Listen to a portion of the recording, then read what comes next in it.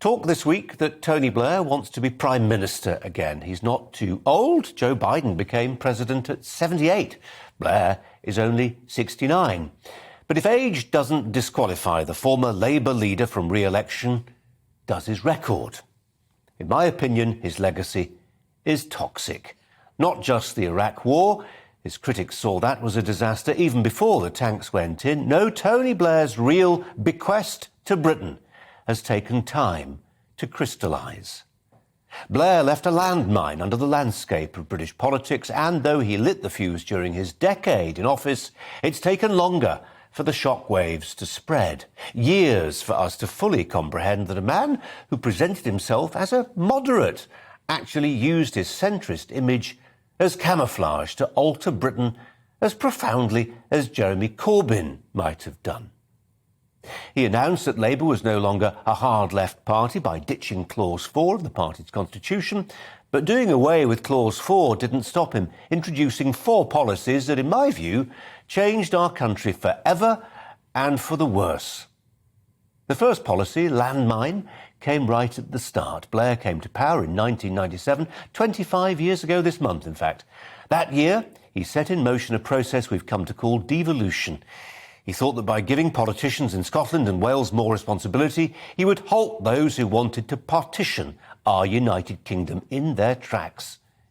Instead, and with a predictability someone as clever as Blair ought to have foreseen, the genie was out of the bottle. Devolution wasn't a brake, it was an accelerator. Nobody has done more to break up the most successful political union in history than Tony Blair. In another age, he'd have been tried, frankly, for treason. The second policy landmine was the target Blair set for half of all young people to go to university. He said that in a global, knowledge-based economy, only highly educated societies would flourish. The trouble was that you can't buck the market. Just because lots of graduates felt they deserved well-paid jobs didn't mean those jobs existed.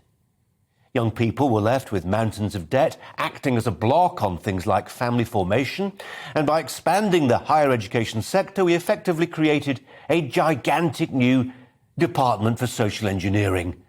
Universities are uniformly woke, and they encourage groupthink on a scale unprecedented in recent British history. The expansion of university education worsened an existing trend among Britons who thought that some jobs were beneath them. Blair's solution? To allow immigration on a scale never seen before. His decision to ditch transitional arrangements when Eastern European countries joined the EU saw hundreds of thousands of new arrivals, even though the government predicted only a handful, with the inevitable consequences for public services. One of Blair's advisers later admitted that there was a secret policy to force multiculturalism on Britain through mass immigration and to, quote, rub the right's nose in diversity. Well, if the expansion of universities created an army of would-be woke warriors, it was the Equalities Act which gave them the weapons they needed to fight the culture wars. The Equalities Act was passed after Blair had left office, but it was written into his 2005 manifesto. By introducing the idea of so-called protected characteristics, the Equality Act set about creating the conditions for what we've come to call identity politics. The idea that you will be judged not by your individual character, but by your group label. Well, anyone flirting with the idea of Blair, Mark II, ought to consider those 4 disastrous policies.